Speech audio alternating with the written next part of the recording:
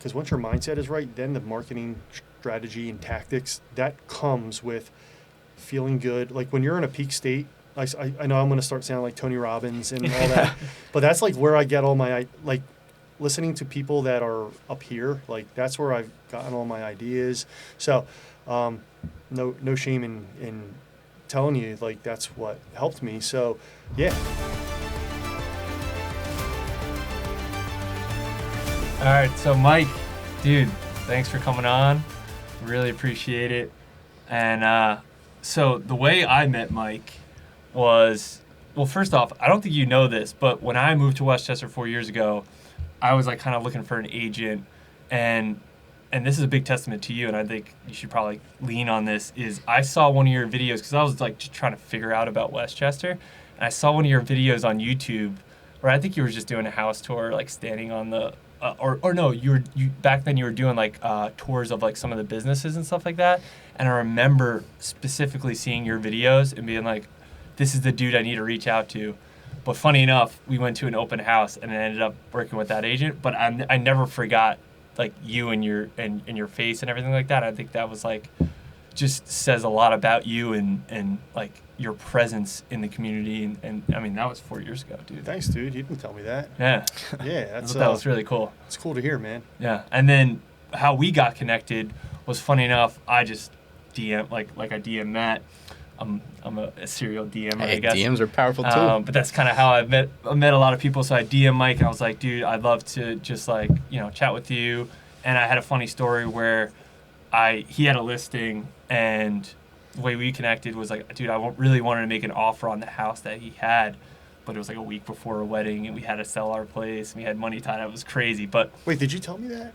You did? Yeah. I don't remember that. It was the Sconnell townhouse. That's right, you did tell me that. And that was how we kind of got our meeting. That's how we broke the ice. And then, man, like Mike's been, I will say this, unbelievable guy, one of the nicest guys I've ever met, wants to help everybody out, and just like, dude, you lock in, and it's just like, watch out, because this dude is a beast. Like that's what I've seen from you. Thanks, brother. Picture this: you're excited to buy tickets to the event you've been waiting for.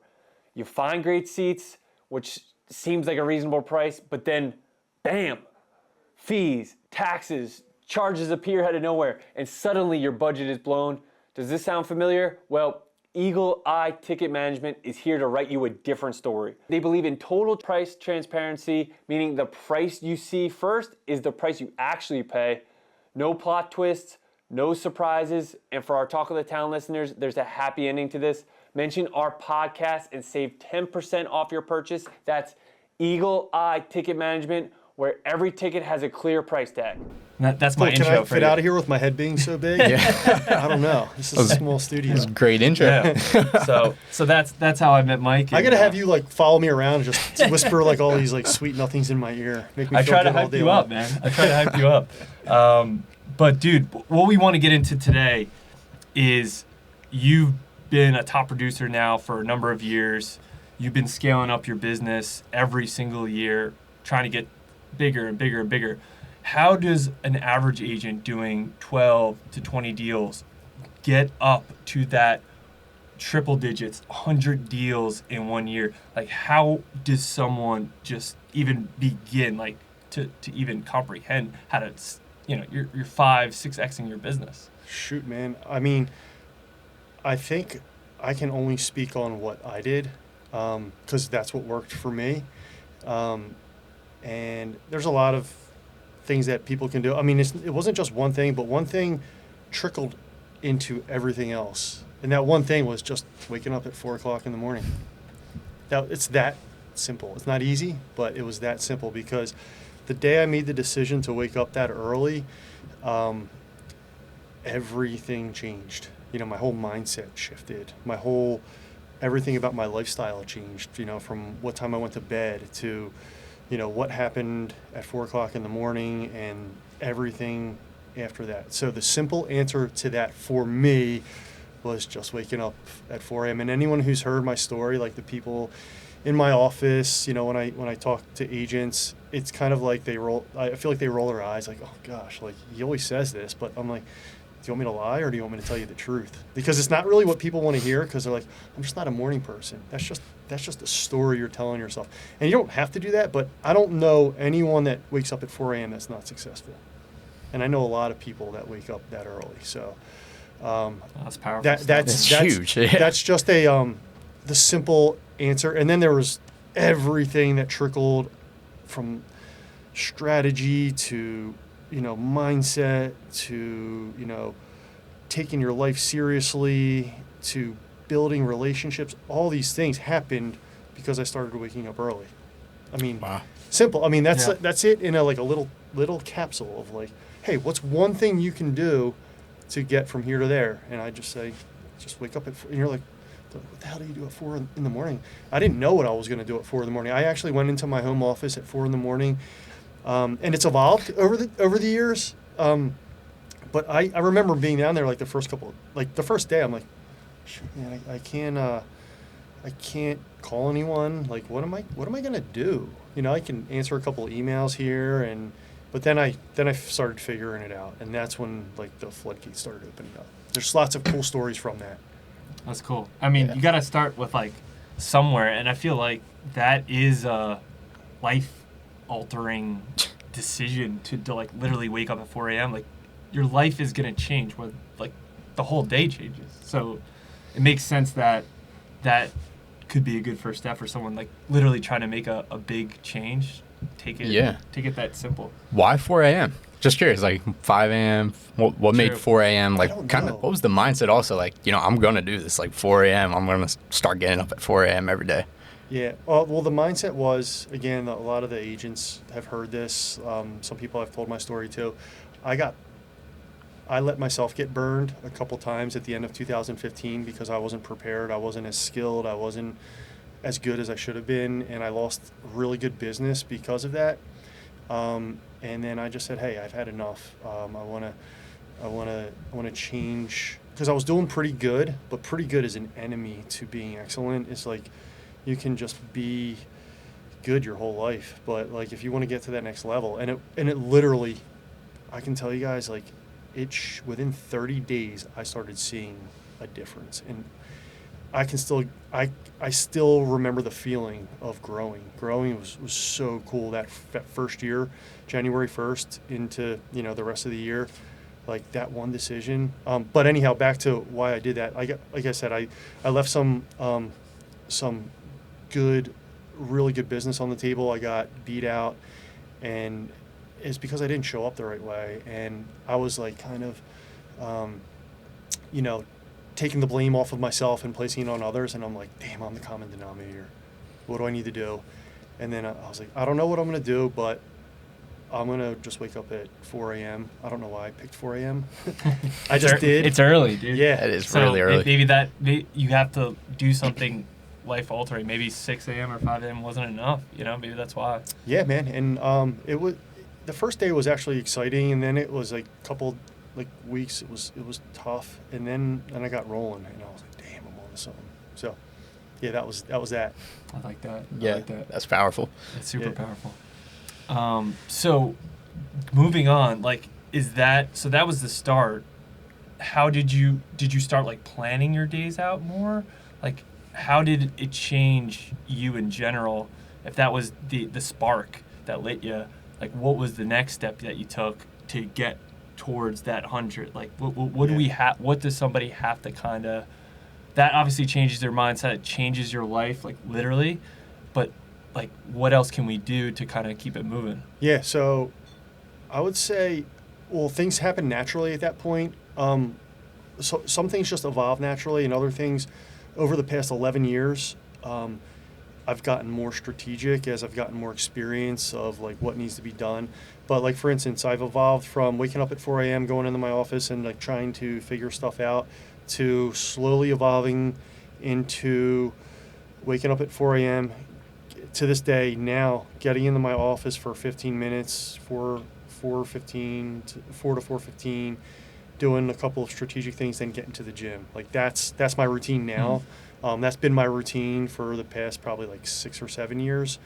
And then, because I can go into the whole litany of health and feeling good about yourself and all that, like that's a whole other conversation. But then like getting back into my office and fired up and ready to go by like 7 before everybody else is like even getting out of bed. Gotcha. That's powerful stuff. And then from there evolves all these other things. So that's kind of like what my setup looks like right now, as far as like getting up early, going to the gym, getting back, and then. So you asked, do I have like not a routine, but do I have a planned schedule? Now I do. Like on Sunday, I loosely plan out my week. So I plan out my mornings throughout the week. I don't actually plan out my week. So every morning, every Monday I do this. Every Tuesday I do this. Every Wednesday, Thursday, Friday I do that. From 4 a.m. to about like 9. Yeah, it's So a game changer. Like, yeah. I felt like once I started, I guess I'm starting on that. I did the Sunday night, like 8 o'clock. I know what I got to do. I got to plan for the week. I just do a checklist of everything I have. I know I have to get done. And I just, throughout the week, I keep referring back to that so I know what needs to be done. And that helped change my life. So, I mean, that makes a lot of sense, you know? Yeah, man. I think if you plan your days, I don't know anyone like waking up early. I don't know one that's not successful that does that, and also someone that's like really strategic. Even like I know people that are scheduled down to the minute, which is freaking weird. But It is crazy. dude, they're on it. I Man. bet you they're efficient, though. They are Yeah. efficient, man. They are. So that's, planning, getting up early, planning out your day, planning your week, I think is important. Because if you don't do that, you're drinking water out of a fire hose throughout the day. Especially like in your business, my business, probably your business. Like you're putting out fires, man. And if you don't do those hard things early, you're just never going to do them because your energy's, going into putting out the fires throughout the whole rest of the day, or, doing things that are low-hanging fruit throughout the rest of the day. Yeah, you're not gaining that momentum to actually getting business. You're just focusing on what you have already, which is good. But if we're trying to grow to 100 deals, it's not. Yeah. You need to be prospecting. You can't just fall into Yeah. it. You gotta No. you have to have a plan behind it. Yeah, for sure. And I know, like, with us, we're, at a core, we're a marketing company, right? We do media as well. But that just kind of makes me think, what kind of marketing tactics do you use to, help you get there to where you are? Yeah. Well, I would say digress like one step and say before it's marketing, it's mindset. I think mindset is I'm just going to throw random numbers. I'm going to say it's like 80%.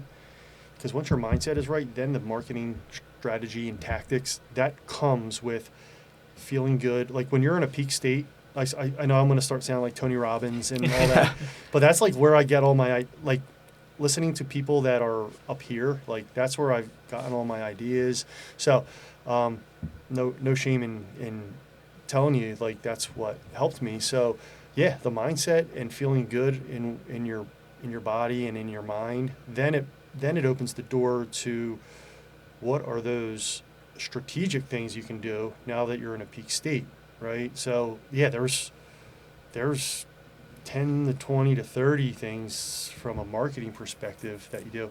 So I'll go back to Tony Robbins and what do you do? I remember, I apologize if this is redundant, if people are listening to this and they hear this all the time, but one of the strategic things that I did after going to a Tony Robbins Business Mastery event was, and he wasn't literally talking to me, but he was talking to me.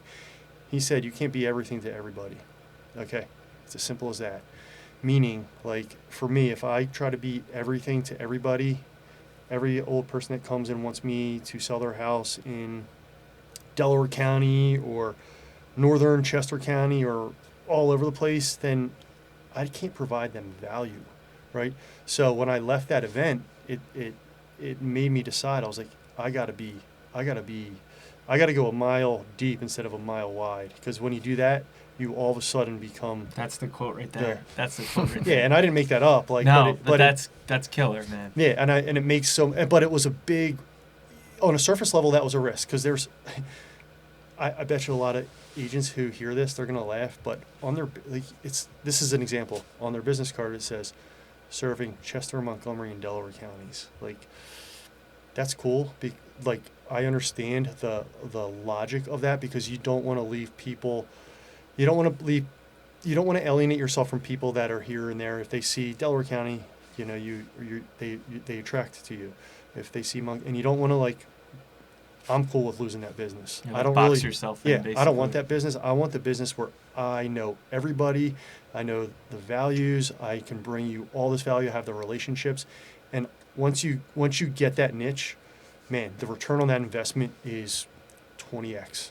That's what happened to me, literally. Once I made that, once I came home from that event, I burned all my signs, threw all my cards away, rebranded myself to Westchester Real Estate, and I'm very proud to be that person, you know. And there's no shame in that. I remember, I know to this day, there's agents I'm friends with. They're like, Mike, I remember when you were doing that. We were like, what the heck is this guy doing? He's gonna really alienate himself. And Yeah. there's not many agents that have a real niche in the market, because they don't want to lose that other business. I'm cool with losing outside business.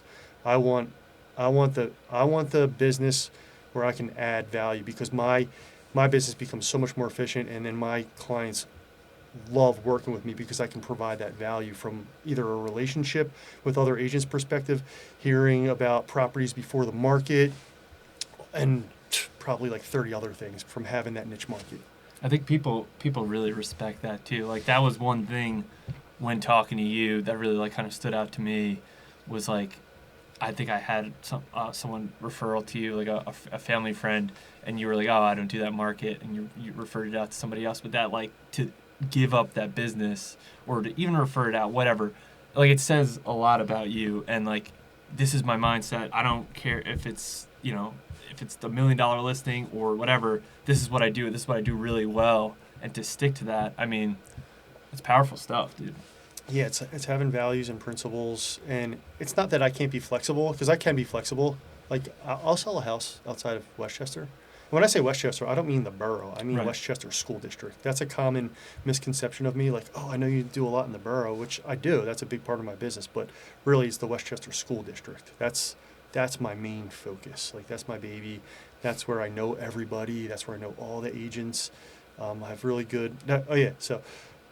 Just digressing a little bit, you know, we all start somewhere, and I started to this day 18 years ago, and obviously, like, we mess up, we fail forward. The one thing I always feel like I did well, just naturally, was just never burn bridges with other agents, and that's really to this day a superpower to have, because, like, if you treat those agents from 2 decades ago good all the way up to today, they like working with you, they want to work with you. But agents can be really, like, they can get in the way a lot, and they don't see the big picture. And I think that was one thing that luckily I had in my back pocket just naturally. And looking back on it, I'm like, gosh, I'm glad I had that. I'm glad I've done that for 18 years, because now it's paying off dividends.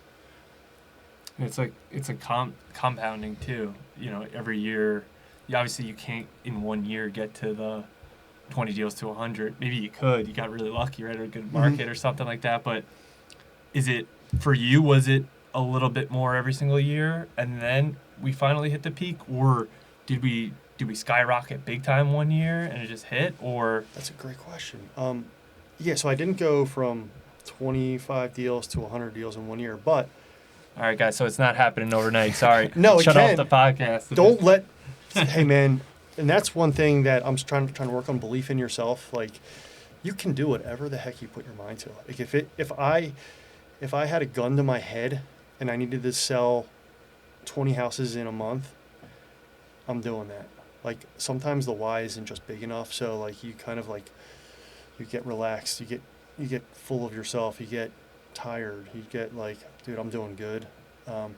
But if you literally can do anything you want, like, literally. So, all right, so my evolution was, I think I was hitting a peak of doing like 25 homes per year. Sorry. I was doing like 25 homes per year. And then when I made that switch in 2016, I think I went from 25 to 47. So that was a huge jump for me. That's a major jump. That's huge. an extra 22 homes. That's Yeah. almost doubling your business in 1 year. So that was huge. And then the next year I went to 77. So that was huge. And then you kind of like hit this like peak, and ever since then, it's gone up, up, down, up, down, you know, and hovering around between 80 and 100 homes a year. Like that's kind of where it is. And I've actually never got to 100. I've gotten to 98 like a couple of times, twice, 2 years in a row. I got to 98, and then I think this year it's going to happen.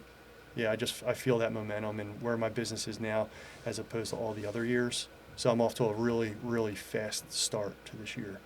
That always helps. It does, always yeah. helps. Because usually it's a slow start to the year. And Yeah. This is off to the races. No, that I felt like that too. Like last year, I was a little bit slower because I was looking back. You always look back at your numbers, and this year I kind of have a little bit of a kickstart because in our business, you're starting in 2024, right? So you bring in momentum. If you don't have that, it makes life a little bit harder. Yeah, it's all up here, man. It's mindset. If you can go in feeling you have the flow, like you're just going to get to where you're going a little bit quicker and with more pizzazz and momentum. Yeah. More juice. Yeah, you mentioned like the flow state a couple of times and how that's like that comes before the marketing. What are some things like for people out there to help them get into flow state? Yeah, because it's a powerful tool. Yeah, flow that's easy, man. It's getting up at 4 a.m. Like if, for instance, let's reframe that. If I get out of bed, which I don't do, if I get out of bed at 6:30, out of flow, because now I feel like my identity is shaken because now someone got out of bed at 4 o'clock in the morning, and they've already gotten all that hard stuff out of the way, and I'm just starting. Like that's not my identity. My identity is so to get in the flow. You got to get out of bed, and then you got to do the hard things, and then like, and when you're aware of it, that's when it's like really powerful. Because I wasn't really aware of it; I was just kind of falling into these things. But now I'm like, after reading and understanding how the mind works, now I know there's flow, and I know what happens once I get back into my office after I've had like a really tough workout, and I've drank my water and had my breakfast and did gratitudes, and I do these things. You know, and not necessarily, I don't want to say get them out of the way, but do those things first. So then, like, get all that off my plate, and then, like, all the creative stuff can happen. So for the next hour or 2 hours, I can be in that state. That's flow. And then when you're really good at the business and you can minimize collateral damages with deals going bad because you have experience. I'm not saying, like, there's definitely the more deals you do, the more issues you got to deal with, but if you can minimize those issues and you can just focus on like closing that deal, and you become like super efficient, that's flow state. Yeah, that's pretty cool. It's a good feeling to have. Sure. Yeah, that makes a lot of sense to me. It's definitely a real thing too. Just like it's almost like when I hit that, it's like you don't have any other worries in your head too. Like you've done what you need to do, and now it's just how do I get more productive? Like I do the productive stuff, and it's hard to do. Like if you're not in that, you don't have a strategy, you don't have a mindset. Like you're kind of waking up. It's kind of like you're waking up late and you're behind. Yeah, it's a shame because the business that I'm in, probably the business. I don't know a whole lot about your business. Sure. Business you're in is probably similar to mine, the mortgage business.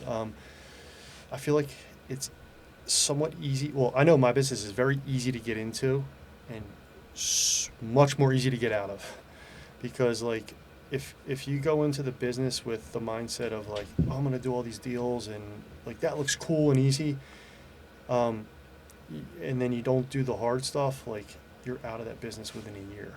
Like, so it's like a waste of time. But if you can latch on to someone like a mentor, someone that actually really cares, instead of trying to do it on your own, you can be taught things. For instance, be ahead of things. Like I like to tell agents, like you're going to be on an emotional roller coaster.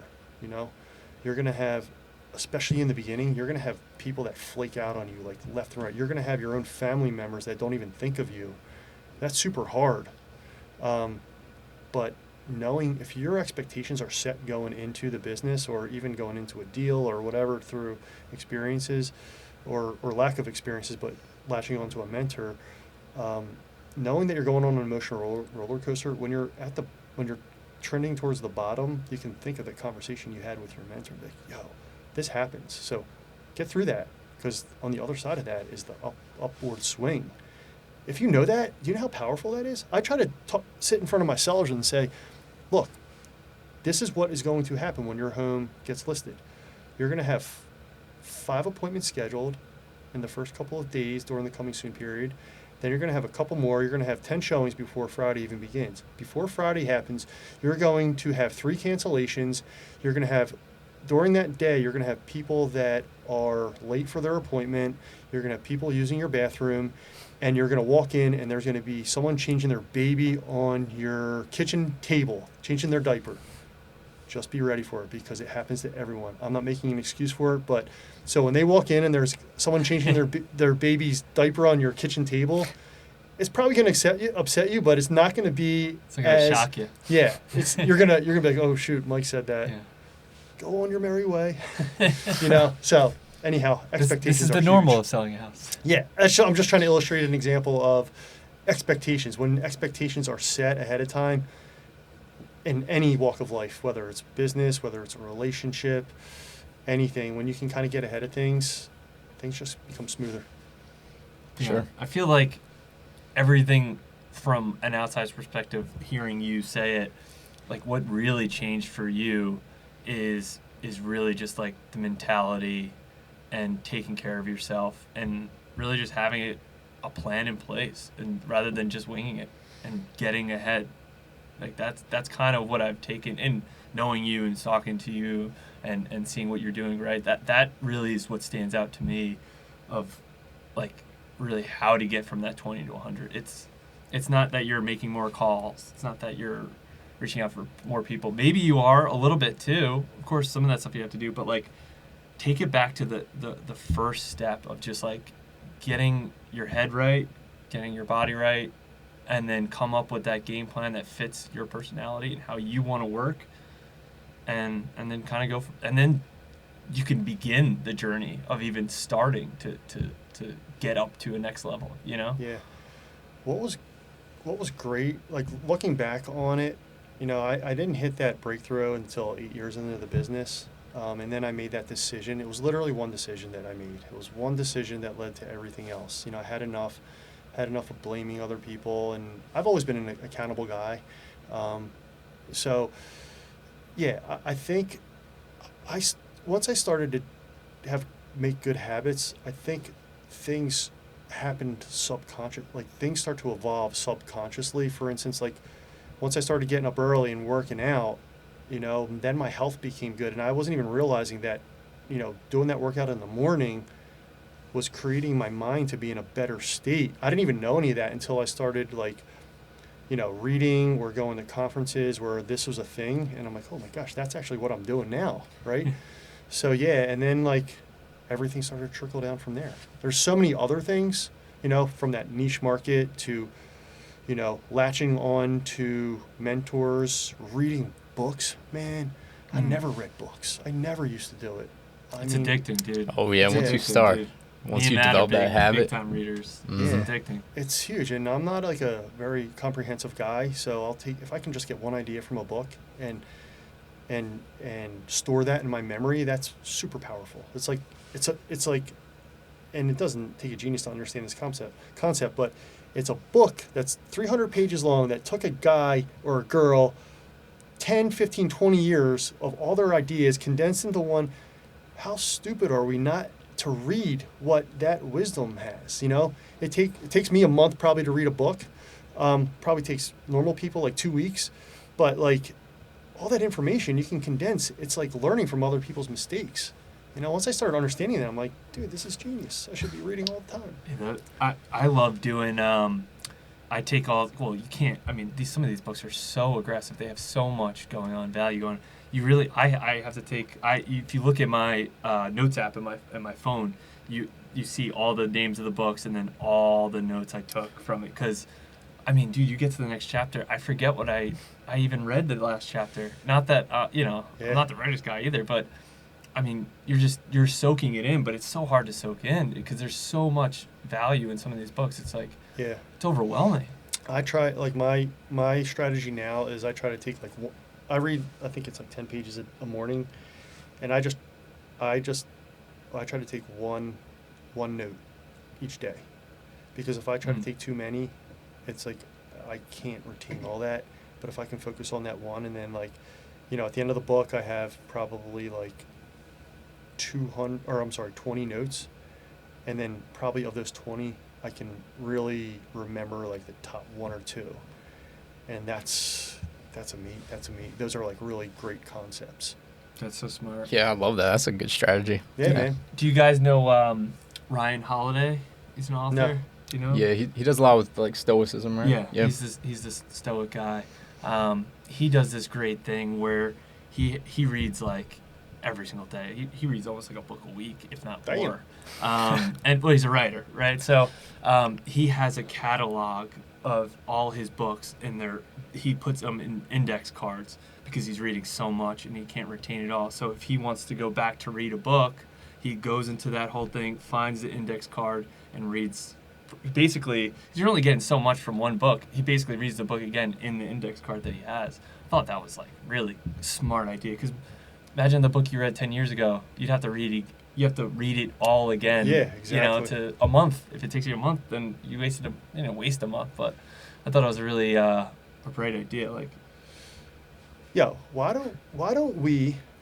Don't you want to know about the good, bad, and the ugly of real estate? I mean, let's be honest. Like, there's so many 18 years of experiences. Like, there's so many things that, like, there's strategies to get from 20 to 100, and then there's like, what the heck actually happens on these phone calls? Like, what actually, what gets deals done? Like, what do you do? Like, how does one make something happen? What mistakes, did you make? Like, those are some crazy. yeah, you got any good juicy stories of something something you happened to you? There's so many, but I think like here. How about this? I remember, and this isn't that juicy, but I think concepts are pretty cool. Again, this isn't juicy, but I remember. We like juicy. Yeah, No, maybe we can get to them No, if no, they no. pop up in my head. But I have actually a cool story. I'll chime in with you guys. But just from like an outsider's perspective, or a young agent or a new agent's perspective on, like, how does that person do that? How does that person keep on doing this business? I remember, Kit Anstey. Everybody knows Kit, right? He's the Westchester guy. He's the guy I always looked up to. He's been such a good friend and mentor to me over the years. Never, always treated me so good, even when I was like first year in the business. That's just, guy's just awesome to this day. But I met him when I was bartending, like in college, and he was always just a good dude. And then I got into real estate, and then then I was like, damn, this guy, he crushes it. And then he literally got like every single deal. I'm like, is that luck? Like, how does that happen? There's gotta be something. It's I don't know.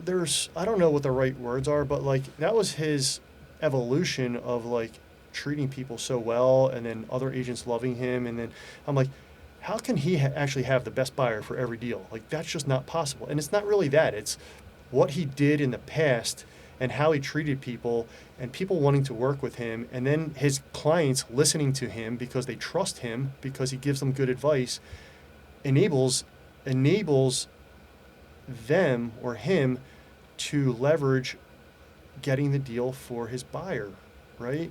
Or how does he get all these listings? People respect him and like him, and they want to work with him because he just does things the right way, right? So that's kind of like how business, not just real estate, just business is done. If people like you and respect you, and you do things for others that aren't expected of you, like, if you have just these really good core principles, you're going to be successful in any business. And those are the things I've like, that next level type of things, not just the strategy of like, what's your marketing strategy. It's that, but more so, it's like, what is your relationship with the people like? That's cool. Not that juicy, but like, I thought of that as I look back on it, and I wondered how Kit did those things. And then now with that experience I have, I'm like, that's how he did it. He did it the right way. He built it organically from the ground up. He may be on the phone cold calling 9 to 11, but that's probably not how his business is. I feel like my business is probably similar to his. He just out cares people. That's just it.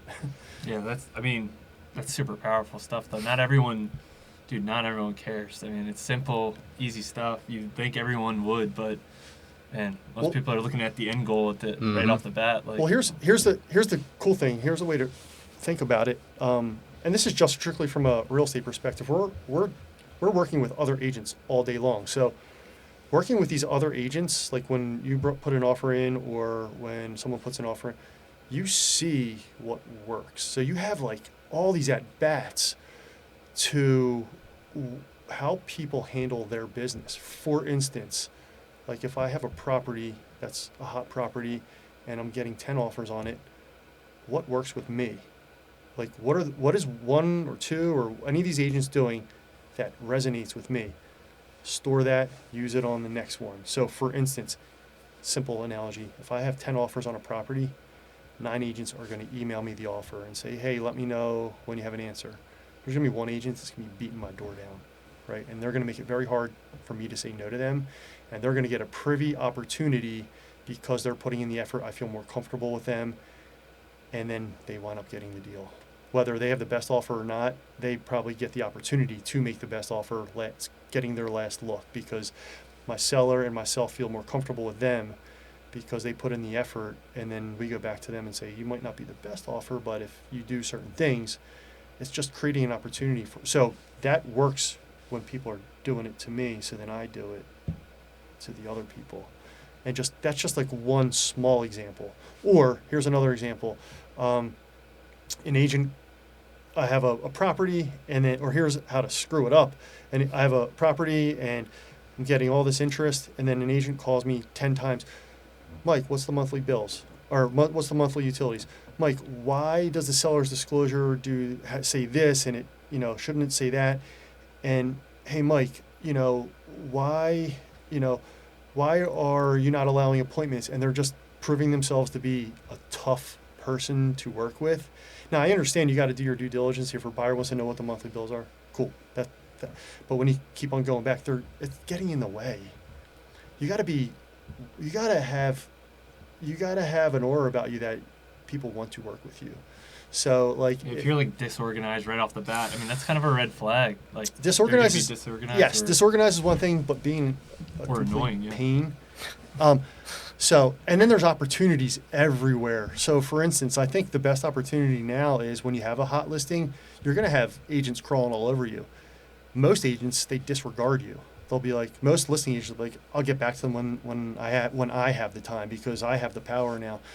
But if you don't treat it that way and you show everybody respect, that's how you develop a good reputation. People are gonna remember that, and you're gonna need them in the future. They're gonna remember you treated them with respect, and they're gonna want to do deals with you in the future. I mean, if you're listening to this and you're an agent, that last 5 minutes alone, if you just listen to that and change your mindset and your plan to just incorporate that and you scale that in the future, I think that will change your business right then and there. Amen.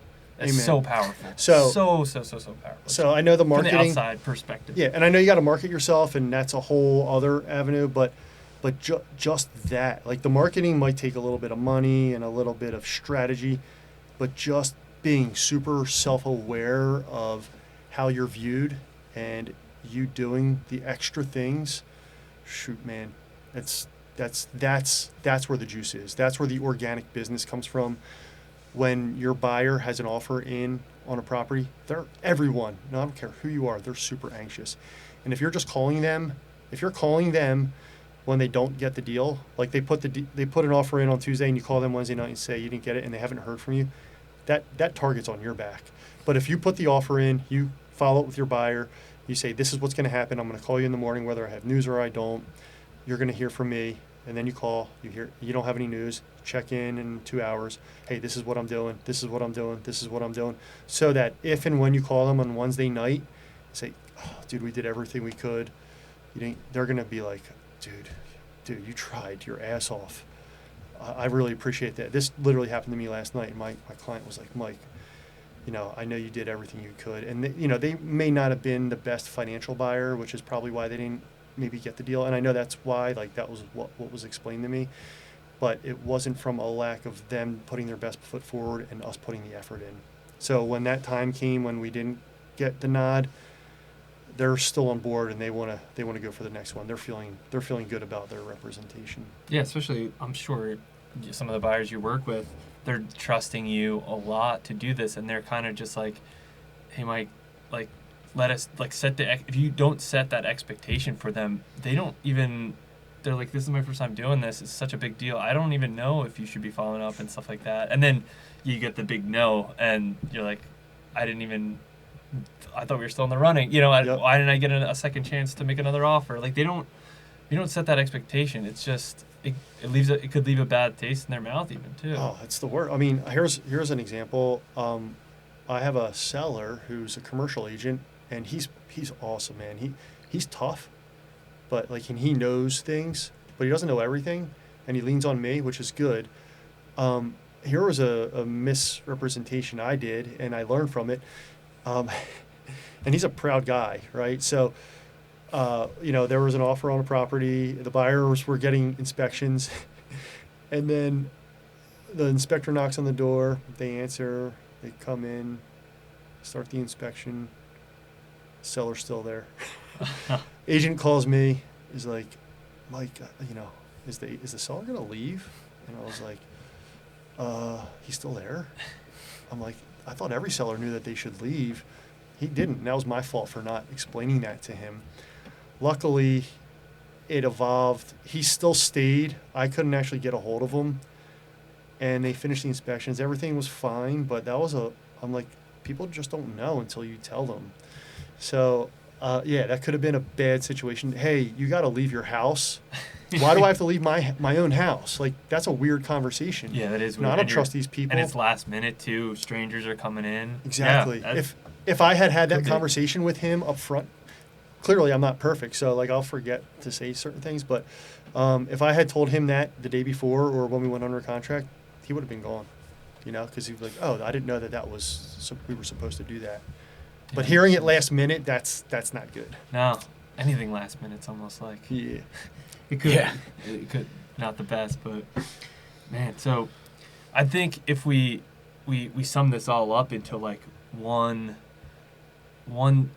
understanding of like, all right, what's the most important thing today we learned from like getting 20 to getting 100. I think it just starts with mindset, like getting your mind right, focusing on what's really important to you, and then being a really good person, and then treating everybody as they should be treated. I think that's like what I took away today, of like really just, if you're gonna start somewhere, at least start with that, and I think that kind of leads to everything else. Obviously, you need it all. I think you have to love what you do. I think if you love what you do, you care what people think. And I hear this all the time. You shouldn't care what other people think, and I think there's some truth to that. But I think you should care what people think. I think you should care how people view you, up to a point, because like that's your reputation. And if you're like, if one of your clients or agents are being unreasonable, it's your job to figure it out. And if you burn that bridge because you're like, I don't want to deal with that, that's fine. That can be your prerogative, but that's how you lose. That's how you lose. Like if you love what you do and you want to be the most successful person and live a great life, I think you have to care about what you do, even when the going is rough. You just gotta love what you do, because if your main focus is on what your goals are, you're gonna have to overcome some tough times, and that's how you build your reputation. That's how you build character. Like, you can't be reactive. You gotta just think of the main picture. Yeah, love that. Yeah, I think for me that kind of changed too, and I think you said 8 years ago you kind of changed your business and your mindset and stuff like that too. I think that's like a mindset change. Like, it's not about the money, or it's not about the selling of the houses. It's not this. It's like, why are you doing this? And then finding the passion of, like, this is why I'm doing it. And then for me, once I figured that out, I know a lot of people say this, but once I figured that out too, like, you get a better understanding of, like why you're waking up every day, why you're waking up every day at 4 a.m., why are you going about the business, why do you care so much. It's because you can go back to that and say, this is the exact reason why, and you can keep going back to that. 100%, man. That's the truth. That's sweet. Yes, sir. It's a good feeling. But Mike, I mean, I think if you want to leave one last thing for agents that are trying to go from that average to 100, what's one last tip we can leave them with? I know we dropped a lot of knowledge here today, but I mean, you got one last one? I think you have to believe in yourself. I think you have to develop your skills. I think you have to outcare people. Sounds cliche, but what's your why? Like, why are you doing this? Is it to make money? Is it to have power? Is it to support your family? You got to figure those things out. But if you want to be successful, latch on to people that are positive, and don't ask them a pet peeve of mine is asking a mentor or someone you look up to, how do you do it? And then you don't follow through. It's like from an Andy Elliott quote is, are you just asking, or do you really want to know? Because I don't want to waste my time. Yeah. Let that one sink in. It hurts, Yeah, man. I want to be nice, but like the more experience I have is like I'll have agents, saying how do you do this, or what gets you here, and then I tell them and I say these are the things that you should be doing. For instance, you should first start with developing your contact list, and then I talk to you 2 months later. Oh yeah, I'm gonna get to that. You don't want it, man. Yeah. It's like you can't even help. It's like you're just being redundant. All right, start with this. Yeah. Going back to square one. But, dude, this has been awesome. Mike, thanks so much for coming on. Yeah, this is Thanks great. for I having me, appreciate guys. it. Yeah, I'm honored. And if you want to reach out to Mike, you can follow him on Instagram. You're on YouTube. I mean, you're pretty much on everything, right? Yeah. And we'll put all the links below so you can follow him, get to know him, and he's a really great dude. And You want to hear a funny fact about Sure. me before we end? I would love to hear a funny fact. I hate seeing myself on video. So, like, I'll get a video, I'll look at it, I'll approve it, and then they'll post it. And then if I ever go to, like, check a comment or whatever, I turn the volume down so I don't hear my voice. And I try not to look at it because I don't know, I'm introverted like that. But if someone comments, I want to, like, make sure I acknowledge it. But I try not to look at it. I don't know. I just want to kind of post it and move on. That might end up being some of the best for some people, because otherwise you're overanalyzing, or you're trying to, like, be somebody that you're not. Mhm. That I think it is. Everyone's different, man. I know it needs to be done, so I do it and I just move on. It's funny though. Yeah, Mike, have you seen any of your videos? Yeah. few. Would you watch this podcast over? Oh yeah, I'll watch the Oh, podcast. gosh. All right, Yeah. cool. We'll take you up on that. Because I'm more myself here than I would be on a video. I kind of feel like I'm like in character on a video here. And just, True. I shooting feel the like breeze. everybody wants to see, like, who's Mike Ciunci. You see him on all the videos, but want to, like, carve it back and see, like, Do you- who's the real guys. Do you want me to leave you, like, maybe we're running out of time. Do you want me to leave you with a mistake I made? Ooh. All right. Yeah. I like All right. Let's hear it. So this is back in, there's plenty of mistakes, but some big mistakes. One big mistake I made wasn't really that big of a deal, but it was considered a big deal. So I was selling a property in Westchester a long time ago. It was probably back in 2012. Like, it was right when I kind of met my wife. And I was selling this property, and I had the seller, right? And it was 2 row homes on Bernard Street. It was 15 and 17 or 17 and 19, I forget. And I had a buyer, like, that I was, like, kind of working with, and he wanted student rentals, like with student rental permits, and they were like rare to find. So I was working with him first, and then my sellers, they were friends of mine. They were awesome guys, brothers and their dad. Like, Mike, we're going to get rid of all of our students. And I first thought of my client, my buyer. And before we even put them on the market, I asked my sellers, like, I got a buyer that might be interested. And they're like, yeah, like whatever's easiest. So we decided to do an off-market deal. My sellers and myself, back then, we probably weren't as organized as we should have been. So when they filled out the seller's disclosure, they forgot to check off this little box that says was in the historic district. So my buyer is super analytical. He's that type, which, you know, kudos for him. He's a very successful guy. Anyhow, it can be considered a big deal or not. Like, if me personally, I wouldn't care. Like, historic district or not, I don't really care. Like, I'm just going to do whatever with the property anyway. But so we settled. Like a month later, he calls me. He's like, I was young at the time, relative, and compared to him, and he was like an intense dude. Mike, I need to talk to you. I'm like, oh gosh, this isn't good. So I'm like, what's up? That's never a good Yeah. start to a conversation. So he goes, Mike, what did I tell you about crossing your T's and dotting your I's? And I was like, what happened? He's like, these guys, or you didn't check off that this house was these two houses were in the historic district. And I was like, my bad. Like, I didn't even know. Like, that's my fault, obviously. I should have, like, reviewed it and asked questions. And he's like, this is a big deal, Mike. This is a real big deal. I'm like, oh, my gosh. So, like, he wound up, we were pretty close, me and the buyer. And me and the sellers were friends. I never actually brought my sellers to this day don't even know what happened. So this is what happened.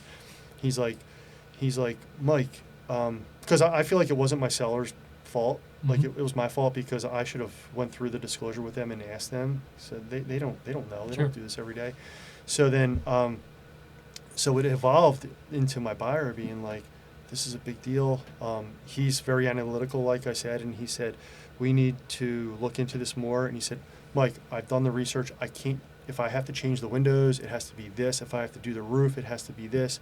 If I have to redo the door or any siding, this could be hundreds of thousands of dollars. He's like, I got no choice but to sue you.